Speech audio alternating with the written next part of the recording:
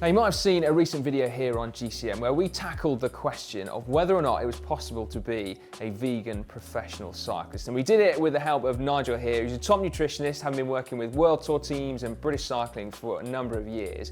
The answer was emphatically yes, wasn't it? Absolutely, Simon, yeah. Now, it might have thrown up a few questions for you, because if you are interested in following a meat-free diet or a plant-based diet and you are a keen cyclist, then we thought we'd tackle some of those questions about how you actually go about doing it. So, Nigel, you are going to talk about things from your experience because you are currently following a plant-based diet.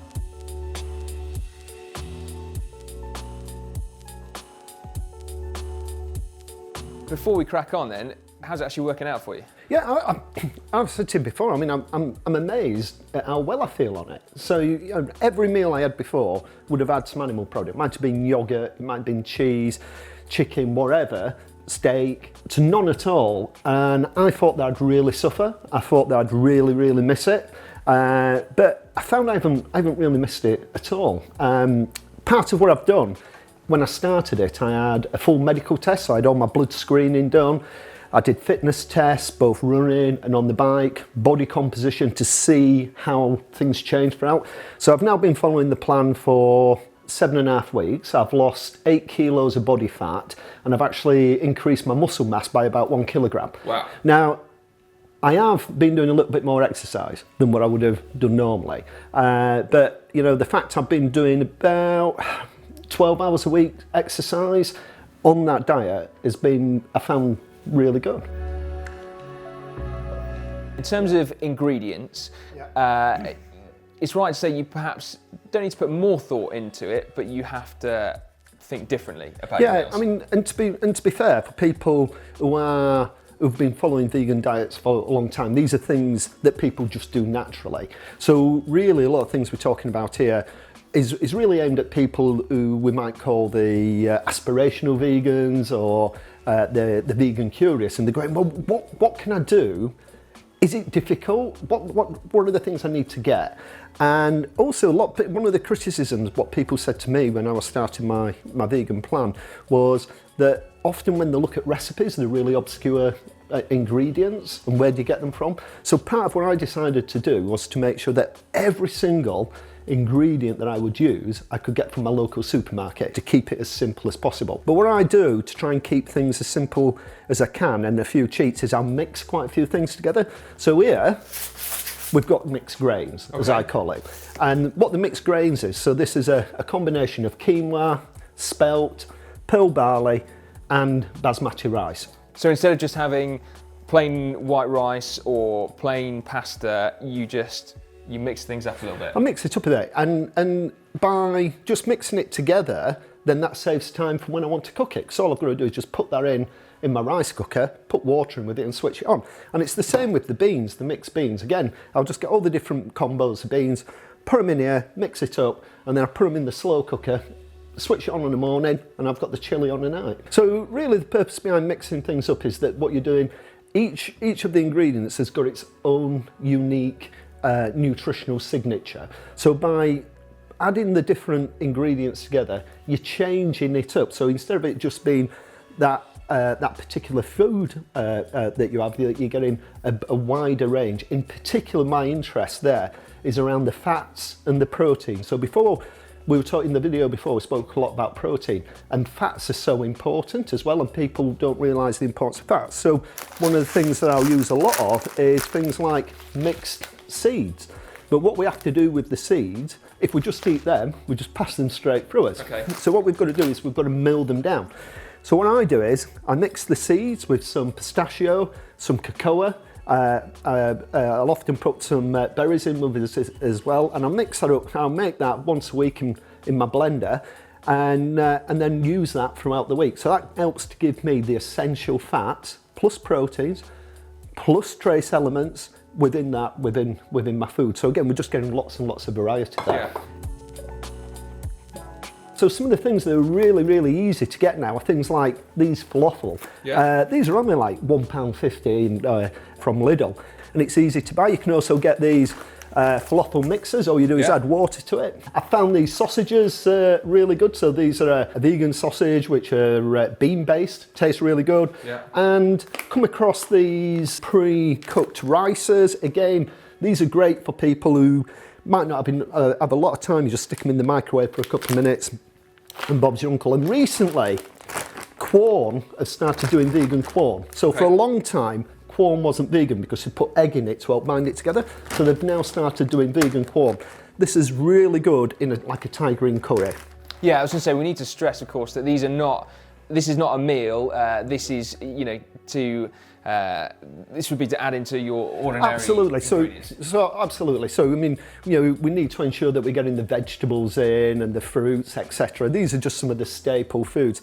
And again, one of the things wanted to point out is things like we can now get these vegan proteins. So this is a combination of pea protein, hemp, and also rice. And the thing about this one in particular is that it's tested as well to help reduce the risk of any contaminants. So it's something that could be suitable for, a professional athlete who might be going through drug testing. Yeah, okay, let's talk about supplements then, shall we? Because when we are talking about professional athletes or people that are training really hard, and they might need to think just above and beyond, whether they're on an omnivorous diet or a plant-based diet, they may well need to think about a little bit more. So what would you recommend then in terms of supplements, just to make sure that all boxes are ticked? Yeah, so what I tend to recommend, and again, a lot of the supplements I've been talking about are things that would be what I recommend for an athlete who's, say, eating a mixed diet. Some of them could be around some things like beta-alanine, could be some creatine. So those are amino acids. Amino acids. The beta-alanine, the reason why in particular for a really serious vegan athlete could be is that while we can be getting all the protein that we need from this, the levels of beta-alanine or creatine in vegetable protein foods is a little bit lower. So it's no real problem for somebody who's just a club athlete or reasonably serious. But possibly somebody who was a professional athlete, there might not be enough. So taking it in the form of a supplement may be of benefit. But I'd recommend that to, a professional athlete. So I remember when you were riding, we used beta-alanine with you 12 years ago. So, yeah. So and you were pretty serious as an athlete. I did try.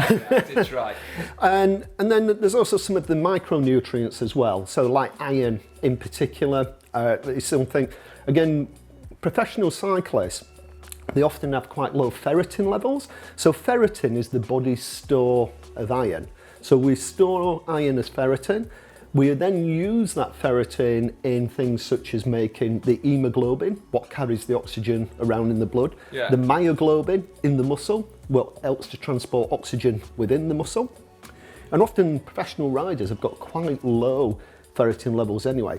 So we'll often use an iron supplement with them. And again, with a vegan athlete, because some of the foods that we have can be lower in iron, I'm not saying that you can't get what you need, but can be lower and not quite as available, then a vegan iron supplement could be useful. Calcium is the other as well. Again, if we're having a lot of dairy, we get all of the calcium we need in abundance. But on a plant-based diet, we may be restricted slightly on calcium. I've had a big interest since the mid-90s around omega-3s when I was working with cancer patients, and we were looking at using omega-3s to help reduce some of the muscle loss that cancer patients had. So I'd always had this interest around there. And with athletes as well, looking at getting enough omega-3s is something we feel is important. Again, this is something that can be more of a challenge with the plant-based diet, and this is where we have to think that little bit. So things such as the seeds, the omega sprinkle type product, the different seeds that we get, chia seeds, flax seeds, these are all really good sources of fats, and it's a little bit like with the proteins, mixing them together will help to ensure that we get more of the fats. The other one, and we'll be having some with our lunches, like avocado, great sources of fats, pistachio nuts, which once you start eating them, you can't stop with them. Great sources of fats, good source of protein, and the green pigments in them are all antioxidants as well. So really giving a good combination of nutrients there. Now, a subject very close to my heart, Nigel, being a being a Brit, is 11s and also afternoon tea. So I'm wedded to my snacks. You always recommended a yogurt and a piece of fruit mid-morning and mid-afternoon. What's the vegan alternative? So what I've been using at the moment, mid-afternoon, is a portion of pistachios. This is a little bit more than a portion of pistachios. A portion would be a good handful. Okay. One of the other things, I mean, we've just got it here actually, is that's gone down a lot, is some brownie that I made. That would go a lot better with a cup of tea or a coffee. Exactly. But the pistachios are a great snack. Things like, where are the 9 bars? Things like the 9 bars. These are something I've used with pro riders for years. I remember, crikey, when did Rob Ailes win the National Road Race Championship? 2008. That's what he was using when he won he used the 9 bars. Bananas, great snack. Also great for getting things like, potassium, etc. in. So all of these are really good snacks, but it's a good point. A mistake that people make is that they won't have the snacks. And part of being on a plant-based diet is about being more organised. So when I travel anywhere, I have to make sure I take pistachios with me, I take a 9 bar with me, I'll take a banana with me. So I take those foods with me.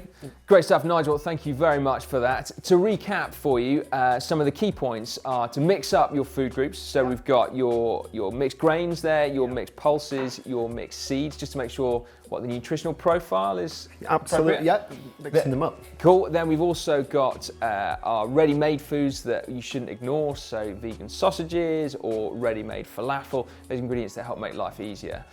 Then we've got our supplements. So if you're training hard, then you might want to look at supplementing your diet. And then finally, it's about getting organised. Got to be organised, absolutely. Got to be organised. Right, make sure then that you check out some of the other videos that we're doing with Nigel. Do also subscribe to GCN, to that, just click on the globe. If you want to see that video where we talked about whether it's possible to be a vegan athlete, click just down there. And then we've also got some recipes coming up, click just down there for one of those.